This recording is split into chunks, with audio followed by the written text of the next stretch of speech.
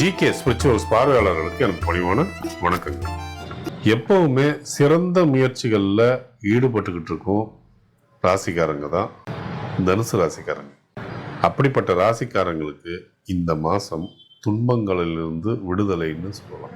3ஆம் இடத்துல சனி யோகமான இடத்துல இருந்தாலும் கூட உங்களுடைய ராசிநாதன் குரு வக்கரம் பெற்றதுனால சுவாரஸ்யம் இல்லாமல் நாட்களை நீங்கள் தள்ளிக்கிட்டு இருக்கீங்கன்றது புரியுது.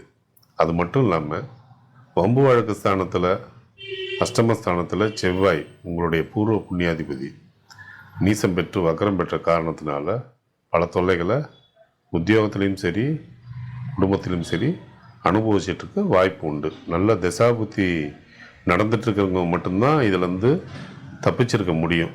கெடுதலான திசாபுத்தி உள்ளவங்க இதில் இந்த சிக்கலில் இருந்துக்கிட்டு தான் இருக்கணும். ஸோ அந்த துன்பங்களில் இருந்தெல்லாம் உங்களுக்கு ரிலீஃப் கிடைக்கக்கூடிய ஒரு நேரம்தான் உருவாகுது. இது ஜனவரி 18க்கு மேலே நீங்கள் சட்டுன்னு உத்தியோகத்தில் சுறுசுறுப்புக்கு வருவீங்க. உங்களுடைய சுறுசுறுப்பு மற்றவங்கள பிரமிப்புக்கு ஆளாக்கும், மற்றவங்கள பரபரப்புக்கும் ஆளாக்கும்.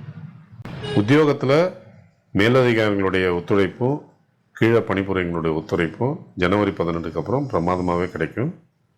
அது மட்டும் இல்லாமல் ஜனவரி 28க்கு மேலேயும் பிப்ரவரி 5க்கு மேலேயும் ஏராளமான நன்மைகள், எதிர்பாராத தனவரவுகளை நீங்கள் எதிர்பார்க்கலாம்.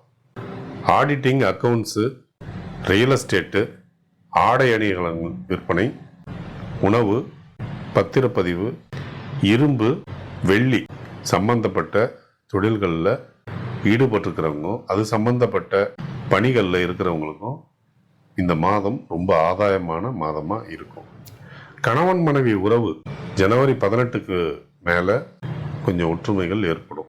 ஒற்றுமைகள் ஏற்பட்டாலும் கூட அப்பப்போ சின்ன சின்ன சச்சரவுகள் ஏற்படுறதுக்கான வாய்ப்புகள் உண்டு.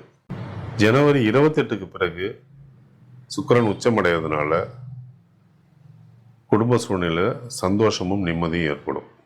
பிள்ளைகள் ஆரோக்கியம் பாதிக்கப்பட்டிருக்கலாம், அவருடைய கல்வி நிலையும் பாதிக்கப்பட்டிருக்கலாம், அல்லது அவங்க வேலைக்கு போகிற நிலைகளும் பாதிக்கப்பட்டிருக்கலாம் கடந்த சில மாதங்கள்.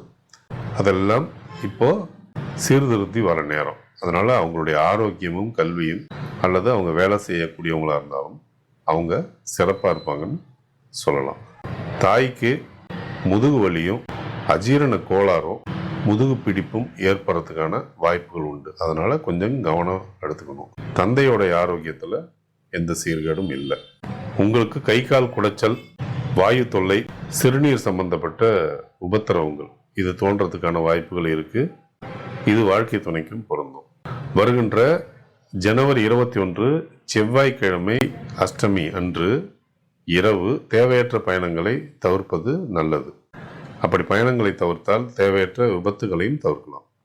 உத்தியோகத்தில் சுறுசுறுப்பு, செய்தொழிலில் உத்வேகம், மனதில் இனம் புரியாத மகிழ்ச்சி, பொழுதுபோக்கில் கலந்துக்கக்கூடிய சந்தர்ப்பங்கள் ஏற்படுறது. இதெல்லாம் தான் இந்த மாதத்துடைய சிறப்பு பலன்களாக சொல்லலாம். முக்கிய முடிவுகளை எடுப்பதற்கு சாதகமான நாட்கள் நல்லது. உங்களது சொந்த ஜாதகத்தில் உள்ள திசாபுத்தி நன்கு இருந்தால் இரட்டப்பு பலன் கொடுக்கும். இல்லை என்றால் தடை தாமதங்கள் ஏற்படும். பாதகமான நாட்களில் முக்கிய முடிவுகள் எடுப்பது நல்லதல்ல.